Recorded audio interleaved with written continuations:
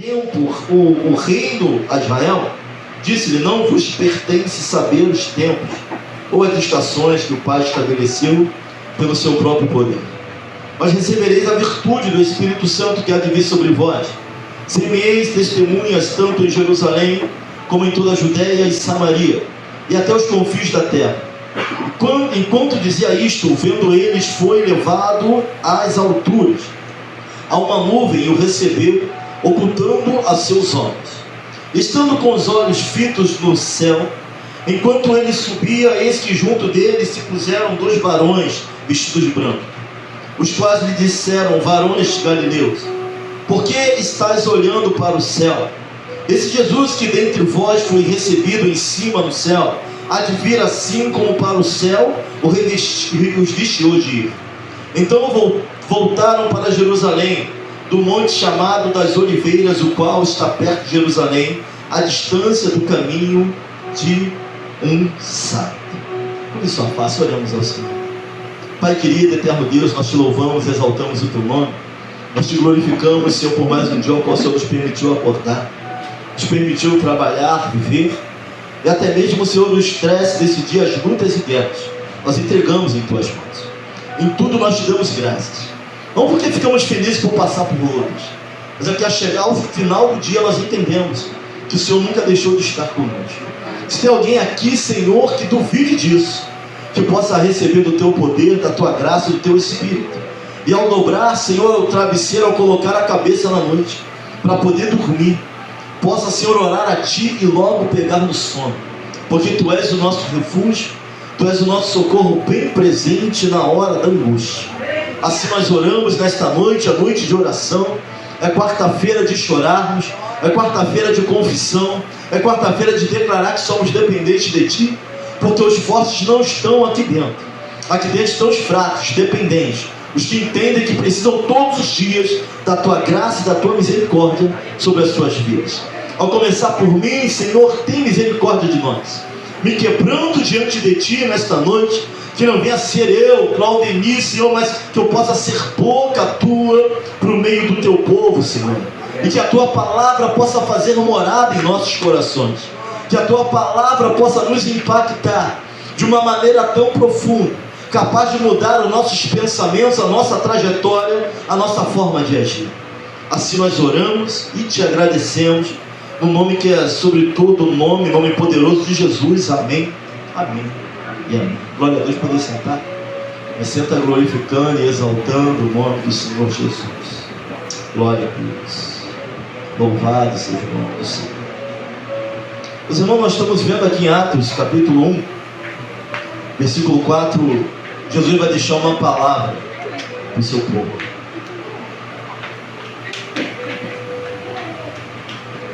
Glória a Deus. Conheço.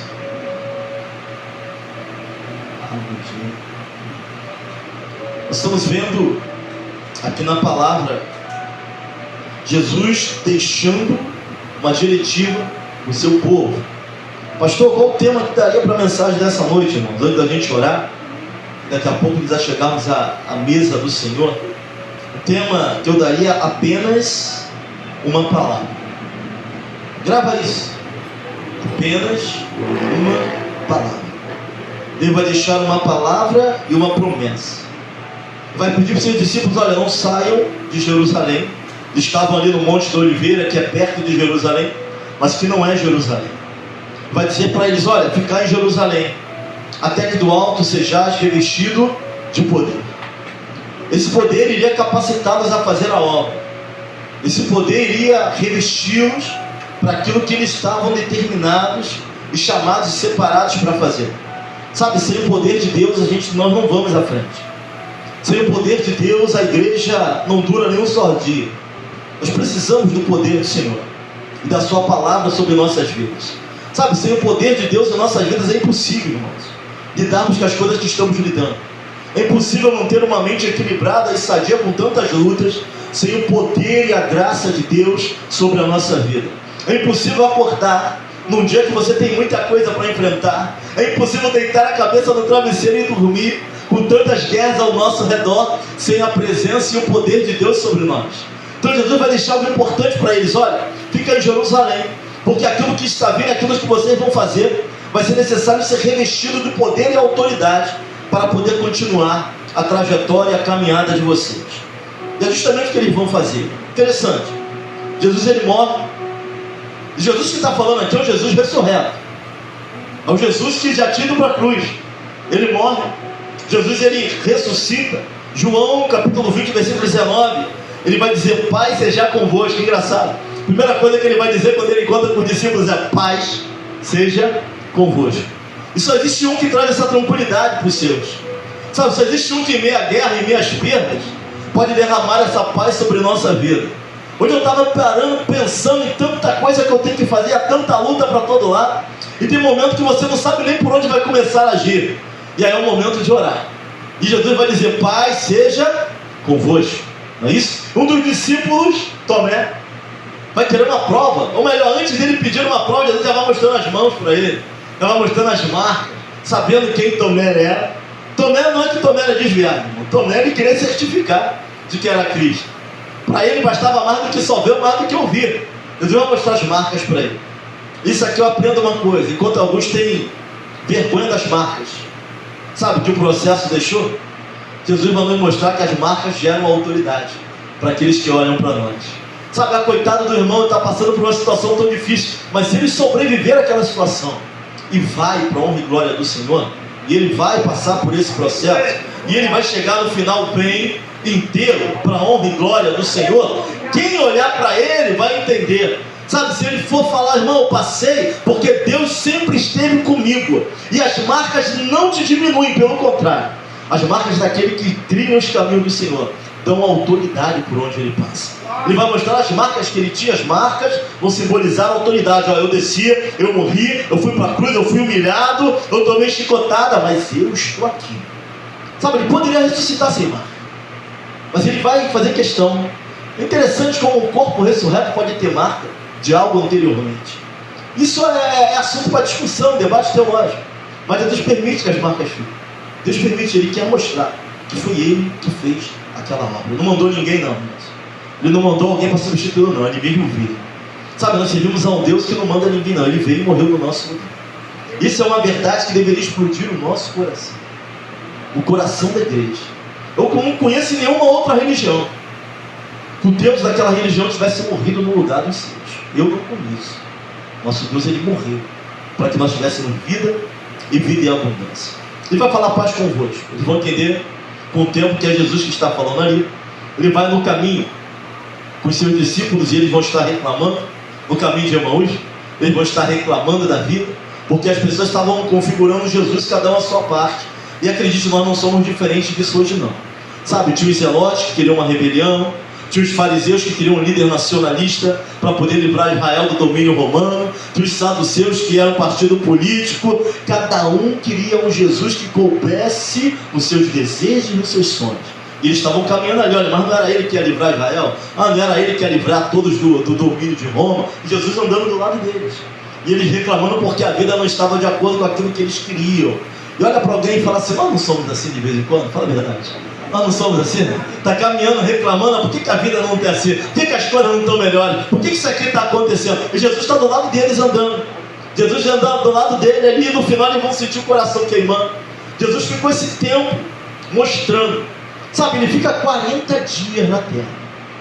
Veja bem, depois de ressurreto, 40 dias mostrando marca, 40 dias ensinando, num corpo já diferente. Não podia ser tocado, alguns vão querer chegar para perto dele, então não vem muito perto, que eu ainda não subi até meu pai. Ele vai manter até uma certa distância. Tu vai achar isso na Bíblia, não estou pregando heresia aqui não, tá? Pode procurar que tu vai achar. E Jesus fica 40 dias, Jesus ressurreto, após morto, ele ressuscita. São 40 dias dando instruções, 40 dias ensinando os discípulos, porque a missão era séria. A missão era levar o evangelho a todo mundo, até os confins da terra. Então ele vai ficar 40 dias. Jesus, ele perde tempo conosco, irmão. O Espírito Santo, ele manda pessoas, ele toca em coração, ele dá a palavra, ele se preocupa com os seus. Então são 40 dias. Ele podia ter ressuscitado, ter subido ao... Não, mas são 40 dias na terra. 40 dias ensinando, 40 dias discipulando, 40 dias para convencer Tomé de que ele era o Cristo. 40 dias para chegar até Pedro. Pedro já tinha voltado a pescar. Pedro já tinha voltado, não estou falando que é pecado, mas você vai ouvir pregações falando sobre isso. Quando Jesus vai falar para ele, agora em diante será pescador de almas. Pedro estava no barco, pescando, largado. E ele vai pegar uma quantidade de barco igual da primeira vez. Só que dessa vez tem quantidade. Da primeira vez fala que eram tantos peixes que o barco quase vira. Agora é uma quantidade lá, se eu não me engano, 50, tem número lá. Mas é uma grande quantidade também. De novo, uma pesca diferenciada, mas maravilhosa outra vez. São 40 dias para convencer aqueles que não ficaram convencidos. 40 dias para aqueles que disseram, negaram ele 3 vezes. Vai falar, Pedro, tu me amas? Uma para a primeira negativa. Vai falar, Pedro, tu me amas? Pedro, eu te amo. Para a segunda, Pedro, tu me amas? Pedro, na terceira, Pedro já está chorando. Tu sabes que eu te amo. Apacenta minhas ovelhas. Foram 40 dias tirando dúvida. Eu imagino o coração de Pedro arrasado. Pedro disse, Senhor, ainda que todos te neguem, eu jamais te negarei. E todos disseram a mesma coisa. Vai falar, antes que o galo cante 3 vezes tu me negarás. Pedro nega, mas tu parece com ele, tu fala igual ele, tu se veste com ele. Não estava com ele. Esse Pedro aí que fica alguma coisa mal acabada, sabe, alguma coisa no meio do caminho. Ele volta, são 40 dias, se preocupando com isso, né? Vai chamar ele de Simão Barjonas, né? Filho, como da primeira vez que chamou, mostrando para ele o primeiro momento do chamado. Você lembra do primeiro amor? Você lembra do momento do chamado? Sabe, o Espírito Santo ele tem isso, que nos levaram ao momento do nosso chamado, momentos quando a primeira vez, que nós ouvimos a voz, a primeira oração. Eu lembro da minha primeira oração em 1995, eu estava em Florianópolis, entrei no culto, e quem estava celebrando o culto falou, aquele jovem ali vai fazer essa oração. Eu falei, não sei orar. Ele orar, falar com Deus, ouvir a Deus, abre tua boca. Sabe, o Espírito Santo nos leva a essa questão. Então são 40 dias para tu ver como os discípulos são importantes. Ele fica mais 40 dias na terra.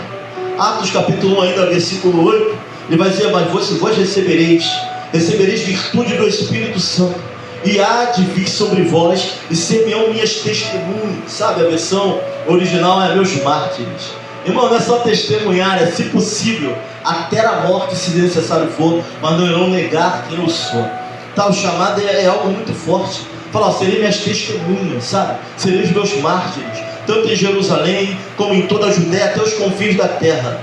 Sabe, nós fomos chamados para sermos testemunhas, para serem representantes de Cristo, dentro da igreja, dentro do coral, na tua casa, na tua avenida, no Instagram, no WhatsApp, no Facebook. Você é testemunha de Cristo, onde você for, aquilo que você escreve, aquilo que você confirma, as palavras que você dá, nós somos testemunhas de Cristo. Nos chamou para esta grande missão. Serei minhas testemunhas, na escola, pastor, na escola, no meio da intercessão, no meio da intercessão, no grupo da igreja, no grupo da igreja. Por isso que não dá para estar falando besteira. Você é testemunha de Cristo, onde quer que você vá, onde quer que você ande. Pastor, mas eu não falei, eu só confirmei, eu só botei uma mãozinha assim naquela besteira que alguém colocou. Você é testemunha de Cristo, até naquilo que você escreve, naquilo que você bota, naquilo que você curte, naquilo que você vê, naquilo que eu olho, naquilo que eu vejo, naquilo que eu assisto.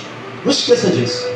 Nos chamou para sermos testemunhas dele, por onde quer, em Jerusalém, dentro de casa, no meio do povo, no meio da família, em toda a Judéia, no meio da parentela, até os confins da terra. Onde você estiver, Jesus está. Onde você for, como testemunha, como representante de Cristo, Ele estará. E o Espírito Santo também.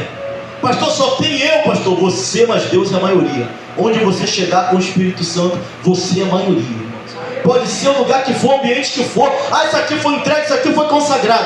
Você, mas o Espírito Santo é maioria lá na comunidade da linha, lá na caixa d'água, lá na bacia. Você e o Espírito Santo são maiorias. Onde você chegar, serão minhas testemunhas até os confins, Jerusalém, onde você for.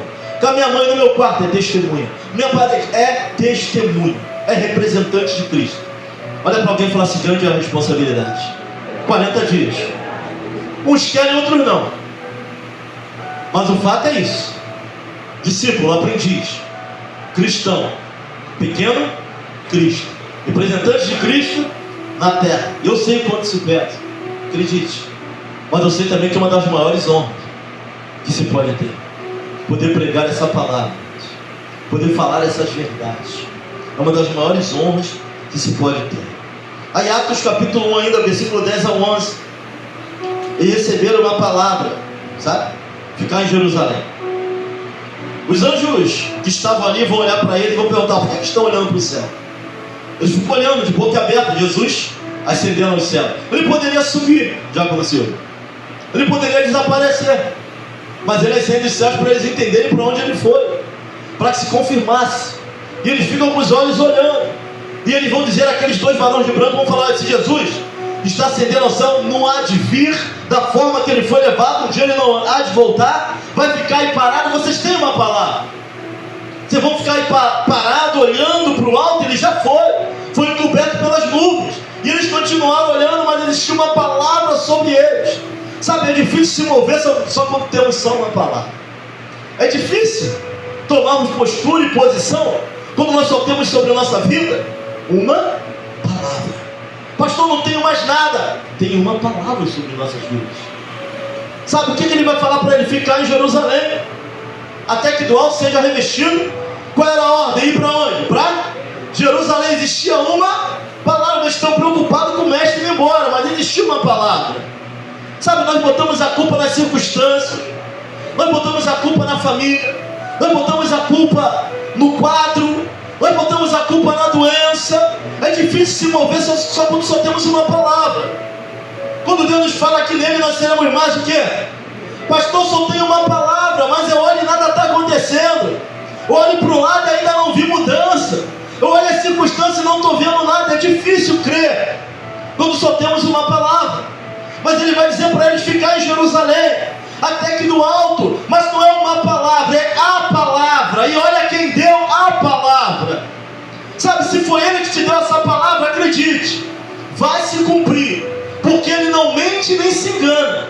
Ele vai deixar uma palavra para o discípulo: ficar em Jerusalém, até que do alto sejais revestido de poder. Ele deixou a palavra para a minha família. Falou assim: olha, vocês vão passar luta e guerra nessa caminhada, mas vocês também vão sorrir. Fala: pastor, está difícil de sorrir? Tá, mas Jesus ainda é o motivo da minha canção, e é o da sua também, porque ele nos deixou uma palavra, e precisamos acreditar naquilo que a Bíblia diz, porque a Bíblia é a palavra de Deus sobre a nossa vida. Fica lá em Jerusalém, volta para lá, sai do monte, volta para lá. Sabe, se Deus te der uma palavra, se mova em direção à palavra. Se Deus deixou a palavra para a tua vida, que vai mudar a tua trajetória, sabe, que vai mexer, que no nosso interior fluirá um rio de águas vivas, acredite, se move em direção a esta palavra. Mas é só uma palavra, pastor, nada está acontecendo. Vá para o centro da vontade de Deus, porque é no centro da vontade de Deus que as coisas começam a acontecer. As portas começam a se abrir, o céu que está de bronze começa a se abrir. Sabe, só temos que crer nessa palavra. Difícil. Só tem uma palavra. Não é qualquer palavra que a gente tem. Não sei como é que está a tua vida, mas não é qualquer palavra que está sobre a tua vida, é a palavra. O artigo definido é bem claro, não é umas, é a palavra de Deus. Não é qualquer palavra. Palavras já nos jogaram muito, até amaldiçoar a nossa vida, cansam de fazer. Mas existe uma palavra poderosa sobre nossas vidas. Uma palavra que fez o mundo existir. E disse Deus, haja. Jesus é o quê? E por ele tudo foi feito, e sem ele nada que foi feito. Ele é a palavra que criou todas as coisas. Ele é o verbo, ele é a palavra que se fez carne. Esse é o nosso Deus. Ficar em Jerusalém, até que do alto sejais revestido de poder. Uma palavra. Eles vão para Jerusalém. Era a festa da colheita, a festa do Pentecostes. Esse termo Pentecostes não veio após a descida do Espírito Santo. Já existia. Pentecoste é 50 dias após a Páscoa. Jesus faz a última ceia, ele é crucificado, ele ressuscita, fica 40 dias, ascende aos céus, e agora durante 10 dias o povo ora para ser revestido de poder. Sai do monte e vão fazer o quê? Eles estão reunidos no mesmo lugar. Pastor, no momento nenhum na Bíblia está dizendo que eles estavam orando, mas entende-se que eles não estavam reunidos jogando carta, que eles não estavam reunidos jogando sorte, que eles não estavam reunidos falando de quanto a vida era dura. Ficar em Jerusalém até que do alto sejais revestido de poder. Ficaram ali perto, voltaram, distância, o caminho de um sábado, voltaram para lá. E Jesus ascende no 40º dia. Então eles ficam 10 dias orando. Sabe, é difícil orar quando parece que Deus não está do outro lado da linha. Sabe, é difícil você permanecer na oração. É difícil você permanecer naquilo que Deus quer, quando nós estamos falando e parece que Deus não está ouvindo do outro lado. Parece que nada muda. Imagina eles orando o primeiro dia, reunido, o segundo dia, reunido, o terceiro dia, porque Deus não falou que no 10º dia viria o Espírito Santo. Ele só deu uma. Isabelle, só tem uma palavra. Ele não vai falar quando, nem como. Não existe uma palavra sobre a nossa vida. E eles estão orando. Primeiro dia, orando, nada. Segundo dia, orando, nada. Mas tinha uma palavra. Tinha uma palavra sobre isso. Pastor, estou orando há 10 anos, pastor. Mas existe uma palavra sobre a tua vida. Continua orando. Apenas uma palavra. Temos que crer. Apenas uma palavra. Que não é uma palavra qualquer, é a palavra do Senhor sobre nós. Terceiro dia, orando. Quarto dia, orando, Felipe. Quinto dia, Felipe, orando, nada. Sexto dia, orando, vem Espírito. Vem poder, nada. Sétimo dia, orando, vem Espírito, nada. Oitavo dia, orando, vem Espírito, nada. Nono dia, orando, vem Espírito, nada. 10º dia, a partir do 40, Penta. 50º, é isso? 50º dia, Penta. 50, Pentecoste, festa da colheita. Vem Espírito, Deus, vai Espírito. Sopra.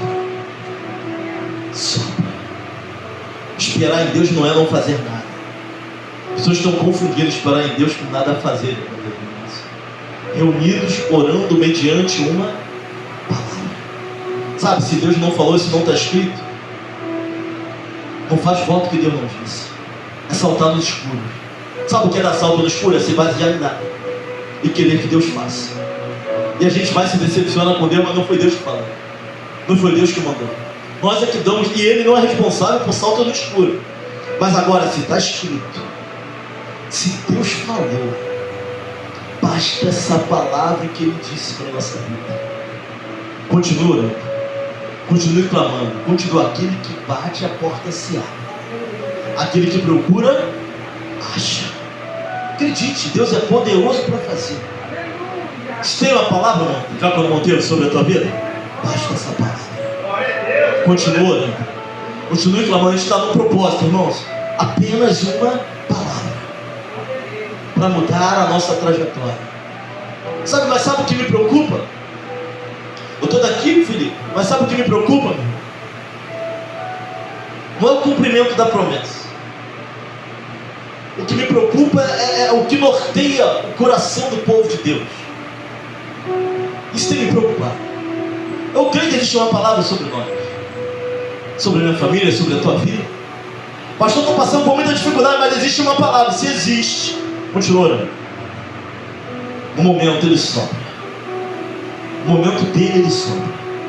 Mas o que me preocupa é que as duas maiores fontes de júbilo humano para o povo de Deus é o acesso ao Pai e a ressurreição. As duas maiores fontes de júbilo não é você ter um carro novo, não é o apartamento, não é o emprego que você tanto quer, não é o sonho realizado. Guarda isso. As duas maiores fontes de júbilo. O que é jubilar? É se alegrar, é declarar, é glorificar o nome do Senhor, é o acesso ao Pai. Jesus nos permitiu. Estávamos perdidos, destituídos da graça e da glória, mas quando Ele morre na cruz, o véu se rasga. Ele nos permitiu acesso a Deus. Você tem acesso ao Pai. Isso deveria alegrar o coração da igreja. Isso deveria fazer a igreja explodir. Mas por que essa verdade parece ser tão fria no coração da igreja? Por quê? Isso me preocupa nesses dias.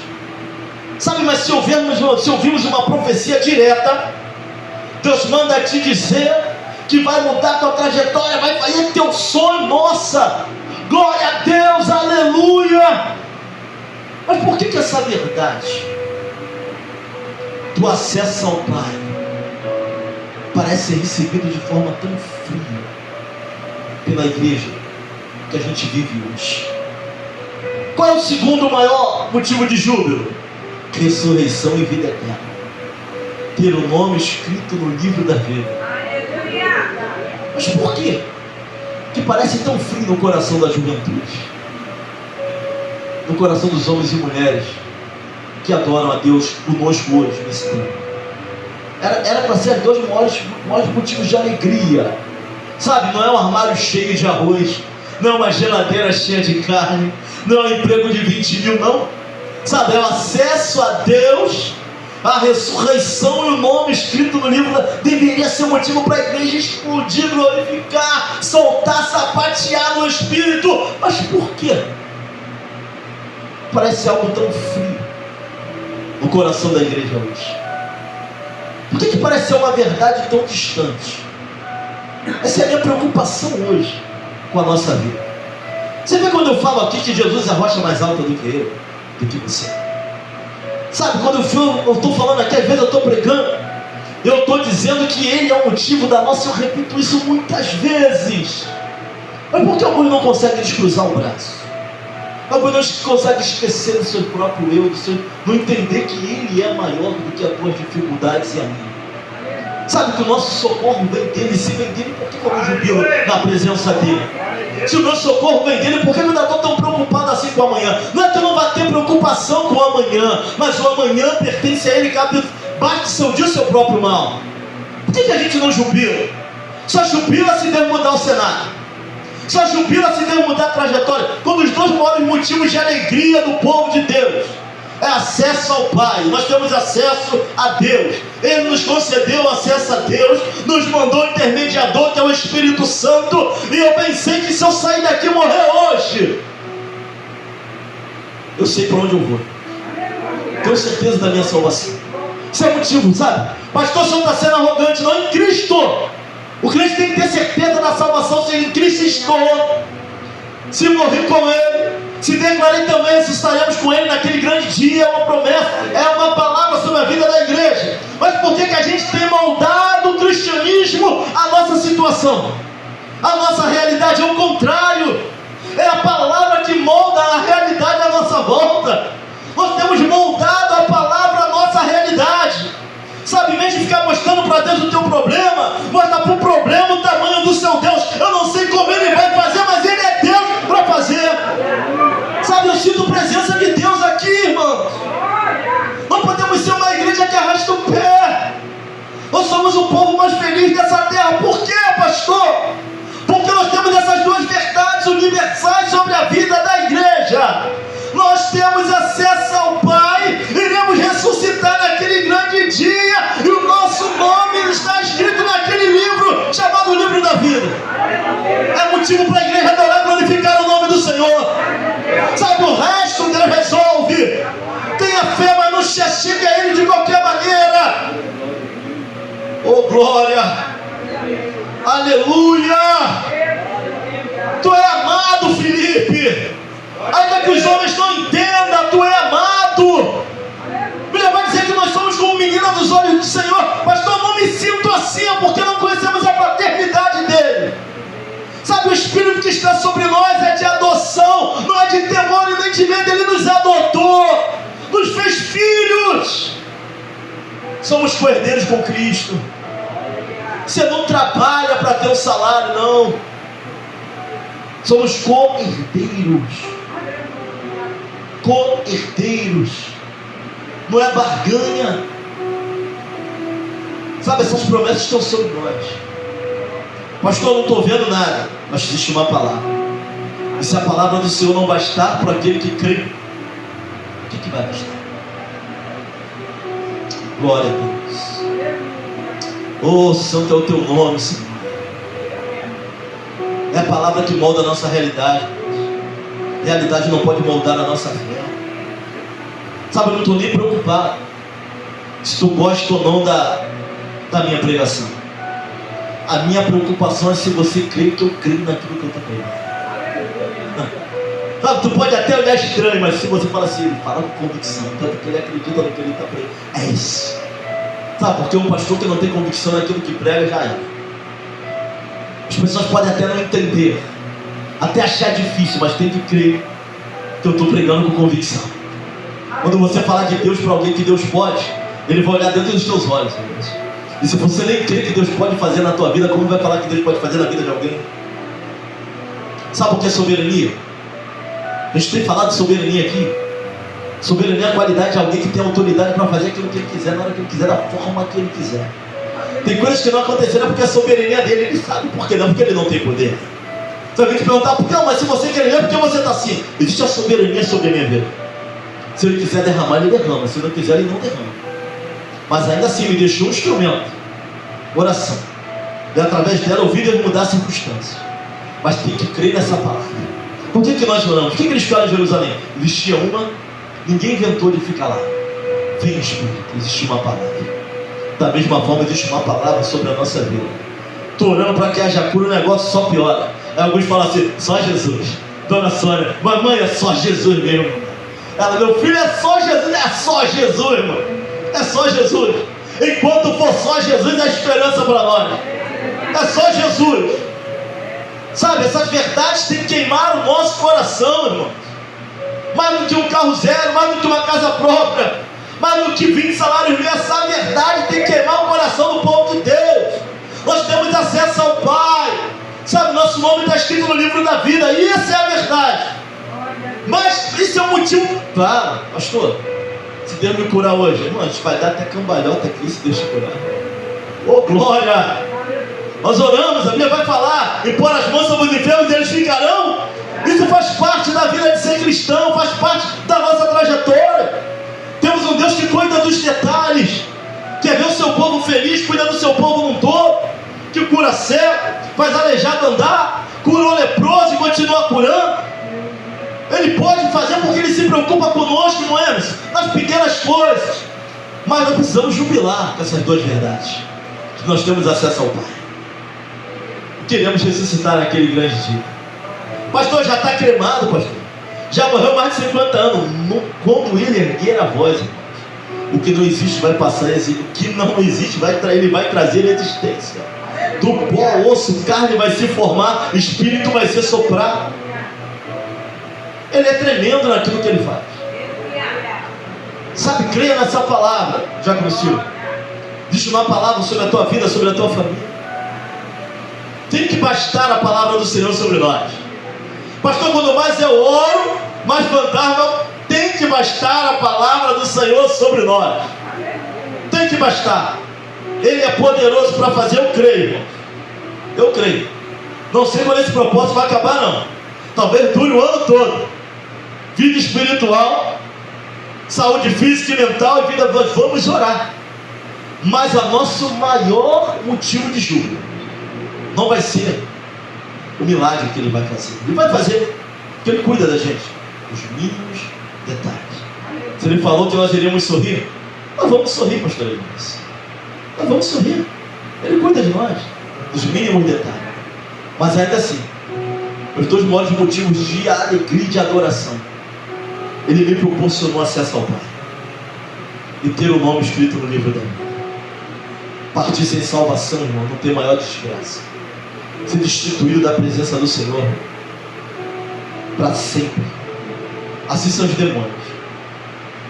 Viram, estiveram, não tem segunda chance para eles. Fora de Deus só tem trevas, lugares áridos e úmidos. É por onde eles vão. Talvez até eles, se pudessem voltar, voltariam, mas não podem mais. Talvez o ódio pela criação seja tão grande por isso. Deus vai pegar uma pessoa toda torta,